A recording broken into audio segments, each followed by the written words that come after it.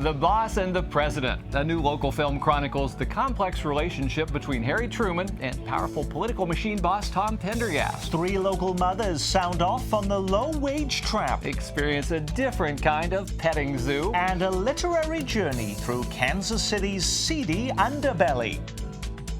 Principal funding for the local show provided by Francis Family Foundation, Frederick and Louise Hartwig Family Fund, Kaufman Foundation, Healthcare Foundation of Greater Kansas City, Hall Family Foundation, Johnson County Community College. Additional support provided by and KCPT members. Thank you.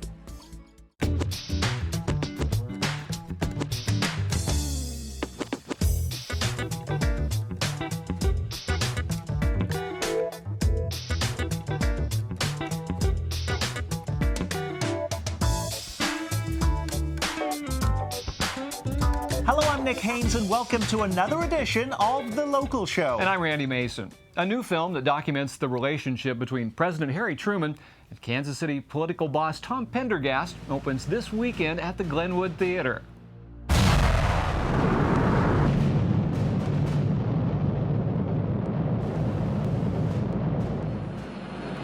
Having found the atomic bomb, we have used it. We shall continue to use it until we completely destroy Japan's power to make war. Only a Japanese surrender will stop us. It is an awful responsibility which has come to us. We thank God that it has come to us, instead of to our enemies. The decision to unleash atomic weapons against an enemy has been made only once, and only one man has ever made that solemn choice. Not a genius, colorably a scholar, the man's ascension to our country's highest office, if told in fictional convention, would be unbelievable. He was a man of extraordinary willpower, determination, and possessed of a profound work ethic. But he was otherwise ordinary, as equally plain-spoken as he was plain-featured. Every business venture he tried before politics failed. Zinc mine developer, oil speculator, haberdasherer. His entree to politics and survival thereafter are a testament to his hard work and plain good luck, for he was the beneficiary of a hidden local government, a powerful political machine whose leader, with a nod of his head or a tip of his hat, determined who would be governor, congressman, or senator. A political boss, friend to the poor, who enriched himself as he helped erect a modern American city. Theirs is a tangled story, 2 fundamentally different men who shared a single common passion, politics. One would go on to become President of the United States. The other would become inmate number 55295 at Leavenworth Penitentiary. This is the story of Tom and Harry.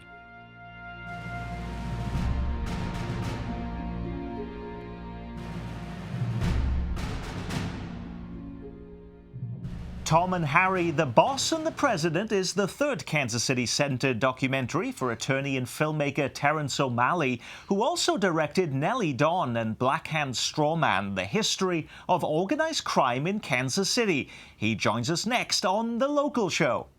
3 years since Black Hand Straw Man. Was the itch getting pretty strong that I've got to go make another one of these? Oh, I don't know about the itch. I think it was more along the lines of it was recommended to me that this would be an excellent story for Kansas City. And so a lot of my research had already overlapped with Nellie Dawn and Black Hand Straw Man. And so I decided to just plow forward and start doing the research on the relationship between Tom Pendergast and Harry Truman.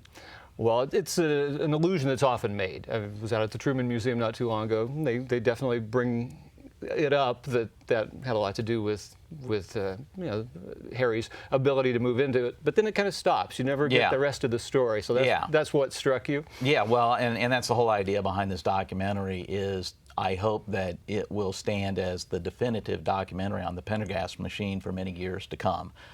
Because I actually take it from the beginning of the machine all the way up through Tom Pendergast's incarceration. And so, and that's one of the things about previous storytellers about Truman is they don't have a lot of time to spend on Pendergast. But Pendergast is a very complicated subject, and the machine is complicated. And so that's what my whole idea was to show what it meant to be a political boss, how does one become a political boss, what events took place that shaped Pendergastism, as they call it, and then what really was the relationship between Tom and Harry. He had a great sense of how to fit into the machine, into the scope of things with that machine, which I guess is the story that you've found never really has been told as fully as it should be. Well, it definitely hasn't. It hasn't been told in a film medium. So the whole idea behind the movie is to take the story to a broader audience here in Kansas City. The legacy in many ways, and of course it ended up with Harry Truman, as the film will show, riding a wave of sorts that puts him in the White House, which almost stranger than fiction in some ways. Yeah, the film really begins in 1940, because in 1940 Tom Pendergast is a resident of Leavenworth Penitentiary, and Harry Truman is making his second run for office, but it's a world of difference between 1940 and 1934. 1934, he had the backing of the well-oiled machine. He had the money. He had the support of Tom. 1940, there is no Tom Pendergast. I mean, his, empire has crumbled, and the two opponents who are opposing Harry Truman are just laying into him, lashing into him about his affiliation and association with Tom Pendergast, and deservedly so. I mean, he really never apologized for being part of the Pendergast machine. One of the reasons why on the stump is because it's too complicated of a story to just tell in a couple of sentences, and anything that he would say would just come off as being defensive. So he just decided not to pay any attention to all the allegations of corruption, of which there were many, and they were true, and the unseemliness of his political structure that he was part of. Well, we mentioned Black Hand Straw Man, of course, the history of the mob in Kansas City, which was your second film. First one, Nellie Dawn, really a big hit with a lot of people who wanted to remember that time, and you really found the avenue to tell a great story there. A little bit of family connection on that one helped on this, on that. Any family involved here with this particular film? No, interestingly enough, the commissioner of insurance who went to prison on the same day that Tom Pendergast did for failure to disclose income tax was a guy named Robert Emmett O'Malley. And so when I bring that up in the film, everybody's like, oh, wait a minute, is that related to the director? But fortunately, no. I always tell people all the O'Malleys come from the same rock in Ireland and in Westport and County Mayo in Ireland. But no, I don't really have any relatives in this film. As the research goes on, did you just keep finding little gems that made you go, no, this thing's really going to work? There were certain moments where the energy just picked up for you? Yes, absolutely. There's a lot of unseen footage, never before seen footage, like 16mm film footage of the Marceline Pendergast wedding at Visitation Church at 52nd Main Street, and then there's footage of Harry Truman coming into a backyard barbecue at Jim Pendergast's house. It's around 1940. You can see him there. You can see how social they were. I had not seen some of that film footage before, and as someone who has worked in the history of Kansas City, I'm always thrilled when I see something new. So congratulations on unearthing those. Those really help tell the story. Absolutely. Well, again, the man who is by day an attorney, also a musician, plays a little bit of rock and roll, and continues to make films that Kansas Cityans have really responded to. Terrence O'Malley, thanks so much for joining us. And your film opening here in Kansas City this weekend? Yes, it is. It's opening at the Screenland Crown Center, Screenland Armor, at the Faro in Independence, and at the Glenwood out in Overland Park. We're covering the city. Yes, we are. All right, Terrence O'Malley, thanks for joining us on The Local Show. Thank you.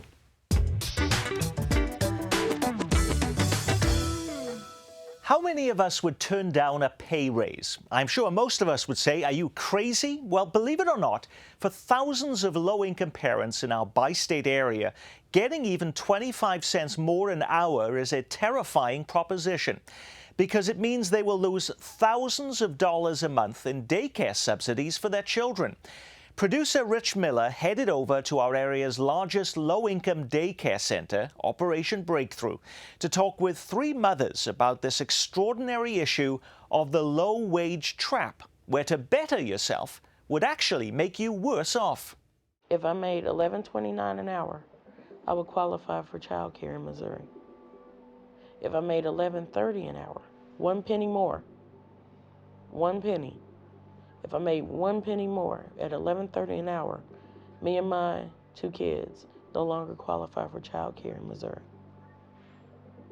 1 penny. You know what that 1 penny does to me in my yearly income? $20.08. You know, most people say, you know, as they listen to me speak, that I debunk a lot of the stereotypes.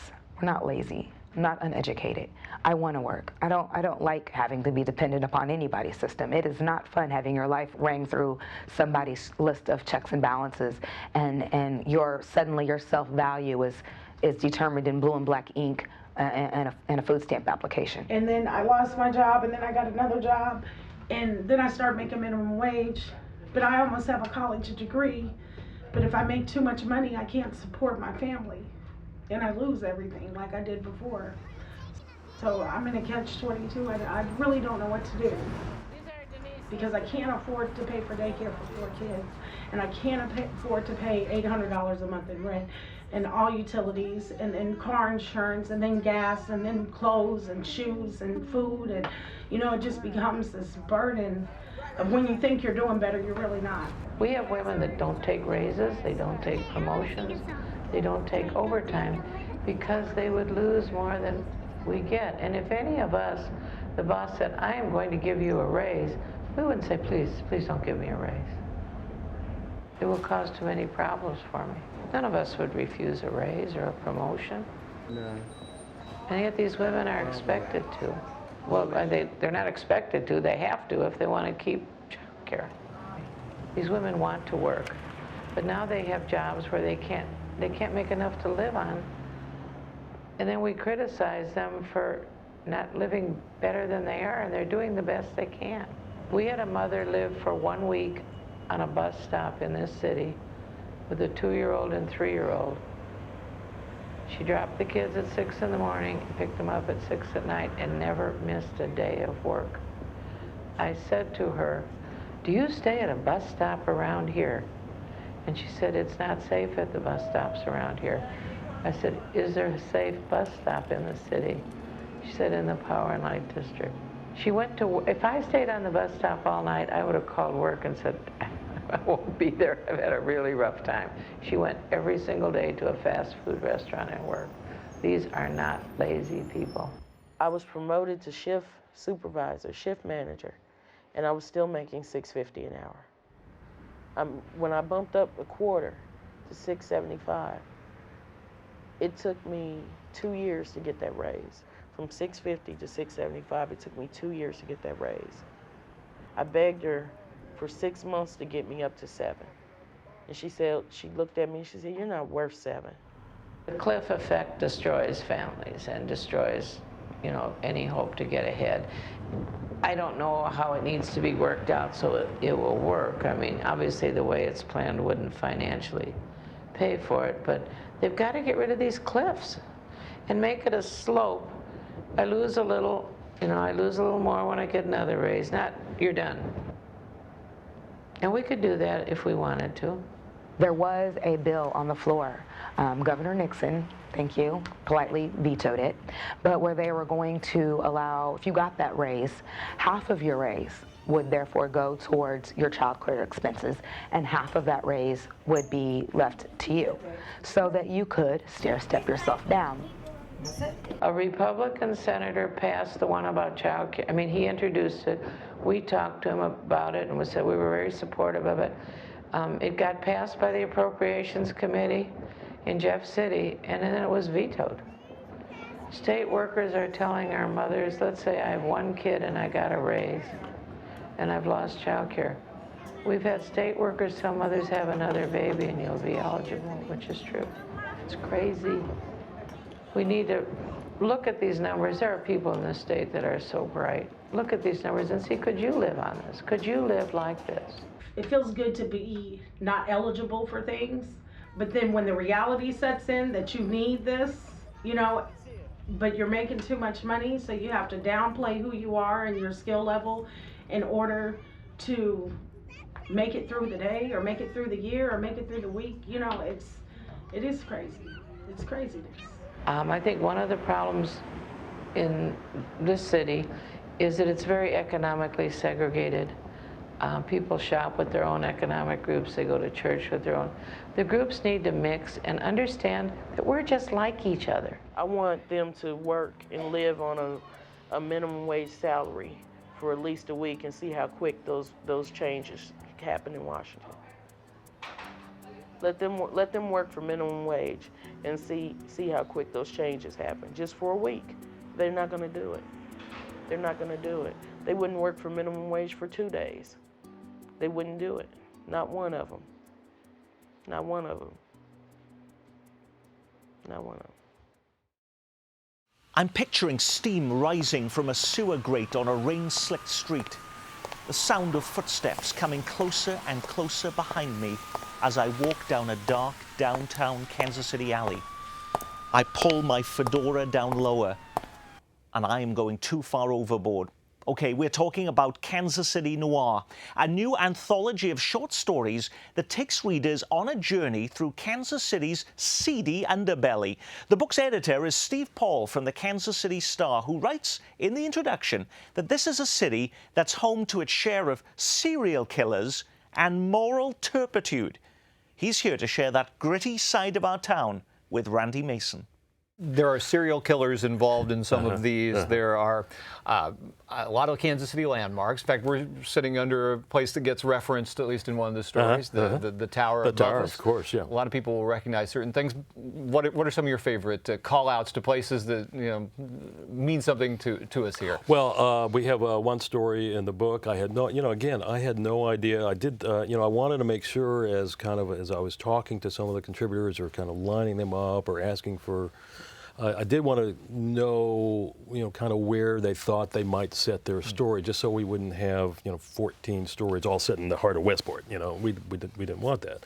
So I had to do that kind of juggling and puzzle piece sorting. And Midtown really comes off strong for some reason. And this very neighborhood, Andres Rodriguez, who's a poet and a writer, did a story. I was thrilled when it showed up because it was about and set in Milton's Tap Room, right, which at the time was right around the corner from here, and a beloved dark noirish bar in town with a character owner. And what Andres does is imagines, and keep in mind this is fiction, it's fiction, any resemblance to real people is by coincidence, but what he does is imagines the disappearance one night of Milton Morris, the operator of Milton's Tap Room. And it's a great fun setting for a story, and there's music in the background, and there are all those things that sort of make and speak to Kansas City, and it's so fabulous. There's even a Mission Hills based piece. But there, the funny thing is, if you've seen a movie like Blue Velvet, or we all know that bad things can happen in the suburbs too, and that leafy paradise of Mission Hills can hide some secrets. And the secrets that are kind of explored in that story are pretty contemporary, and they're also, suggest that, the underbelly can happen anywhere, and it can be, on a personal scale, that can also be on a let's say a grander social scale. But that particular story is very much a personal story, and it's about secrets. That was Grace Sue, I believe. Grace Sue. And there are names that some people might recognize from different aspects of the Midwest. And Daniel Woodrell is, of course, the one that first comes to mind. He's one of the shorter stories in there. They've, you know what? When I started making lists and trying to figure out who was going to be in this book and who I could get to be in this book, this is part of a series from New York publisher Akashic Books, which has done yeah, I think there are somewhere in the 50s now. The number, 50 or so of these books for the last 8 years, all geographically specific, and we stepped into that stream. The idea behind them, my only guidance from them, essentially was to make it a mix of well-known writers and unknown writers, to make it genre writers and literary writers, and just real kind of a diversity of the city, and so those were the only marching orders really that I got from the publisher. And so Daniel Woodrell to me was kind of pretty much at the top of my list. I will say, as an editor, I'm giving you kudos for that, thank you very because I much. do like the way it kind of surprised me, drew me in, and there are lots of good stories here. Nancy Picard, the mystery writer. Very well-known Kansas City writer, has set at least one or two of her books. I mean, she's been publishing books for 25 years or more.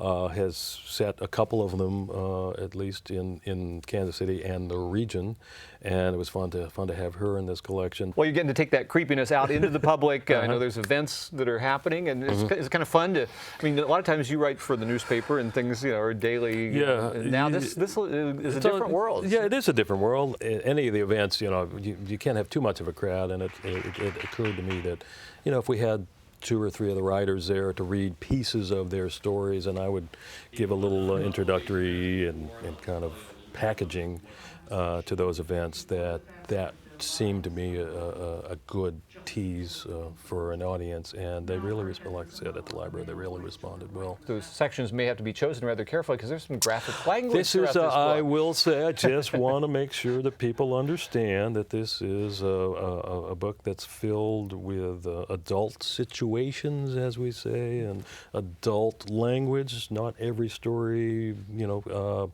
goes in exactly that direction, but yeah, there is language. There are situations that, for mature readers, let's say, or for people who are certainly used to this kind of fiction, there are a lot of sharp blades, pop up here and there in various points in stories, and so, there is violence, there's meanness, and one thing I do like to point out, I want to point out that, a lot of people read detective fiction and love the mystery genre, and there's a little bit of that in this book, but there is a distinction I think you can make between regular detective mystery fiction and noir, and one major distinction I think, and I think covers just about the waterfront, so to speak, is that with detective fiction, the universe finds equilibrium by the end of the book. The killer is apprehended, justice is served, the detective is in love, something, you kind of walk away. Yeah, there is redemption generally at the end of a regular genre mystery or detective novel. In noir, you are very rarely going to find a happy ending.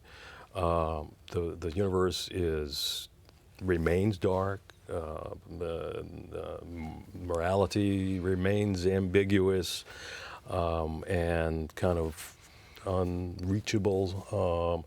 It's not a neat package, and that's part of the attraction of this genre and part of the distinction of this genre. Indeed, Kansas City Noir, stories edited by Steve Paul, and it is a lot of blades coming out. I think that's a good way to put it. And at least you didn't bring any with you. But no, not that. No hidden weapons. All right. Well, thanks for coming down and talking with us on the local shows. Randy, thank you very much.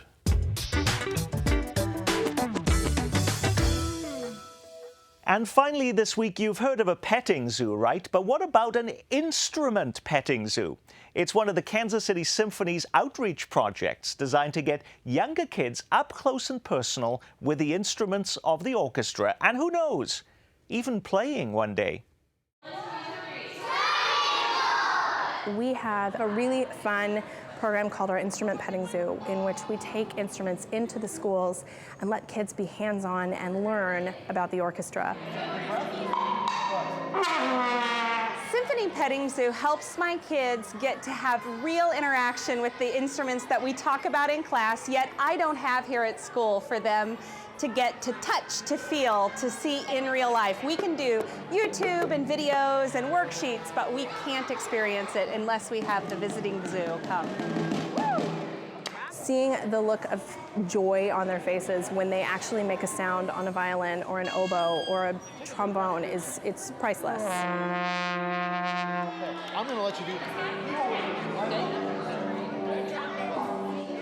All the instruments that were here, I haven't played very often. It's one thing to get in front of a student and talk to them about an instrument, and it's quite another to put an instrument in their hands and let them really experience the instrument and the music. I just love to listen to the beats that they have and all the music. I think people are drawn to music because specifically performing music makes you feel good. There's something chemically that happens in the brain that if you come to school upset and you come to choir and you sing 5 songs, you leave happy. Also, music helps you learn. I teach math and reading concepts all the time in my music classroom, so I just think that it helps you learn, it makes you happy. Honor is a pro. High five for that one. Area schools can sign up for the Kansas City Symphony Instrument Petting Zoo. More details are on our website. And that is it for this week's program. I'm Nick Haynes. And I'm Randy Mason. We'll see you next time on The Local Show.